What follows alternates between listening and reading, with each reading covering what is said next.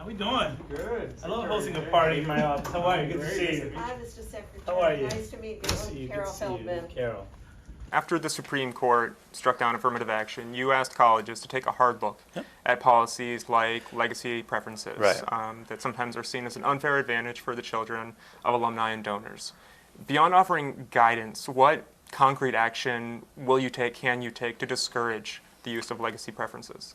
What I want to do is, while the Supreme Court prevented us from using a tool to encourage diversity, I want to bring that conversation back to the field to say, what could we do differently to ensure that we're tapping into the potential that this country has, right? So that's the conversation. And legacy admissions is an example of a practice that wasn't touched. So you could have the same, your last name could get you into a school, or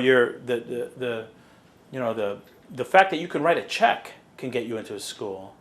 But other issues that we know benefit students, which is a diverse learning environment, that tool was taken away. So I'm asking admissions counselors, I'm asking presidents of universities to really revisit admissions. Because even with affirmative action, our colleges didn't represent the diversity of our country. We have work to do. I'm disappointed with the decision, but it gives us an opportunity to revisit admission practices. I'd like to turn now to the other huge education decision by the court in June. After the decision overturning the president's student loan relief plan, he charged you with coming up with another plan to help as many borrowers as possible. Yeah. Do you envision the plan that will emerge from your public hearings will serve a much smaller group of students and graduates who are holding large amount of debt? My goal with the plan that we launched, I think it was like an hour after the Supreme Court decision, we needed to send a message that we're not done fighting.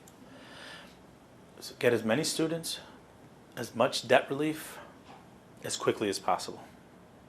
Now, we recognize that the analysis of the Supreme Court decision in June will have to factor in to the steps that we take moving forward. And we've engaged in the process already of selecting negotiators. And we anticipate doing as much as we can around student debt relief as we're able to. We feel we're going to be confident in the case we put forward on this, using a very different process. So it's difficult for me to speculate now because it goes through the negotiated rulemaking process, which is why we went with the HEROES Act, which I still believe gave me the authority. I don't even believe the Supreme Court should have seen that case. It gives me the authority, but the Supreme Court decided, and we're going to respect that decision, and we're going to, using their rationale, we have to take that into account as we move forward now under the Higher Education Act authority that I have.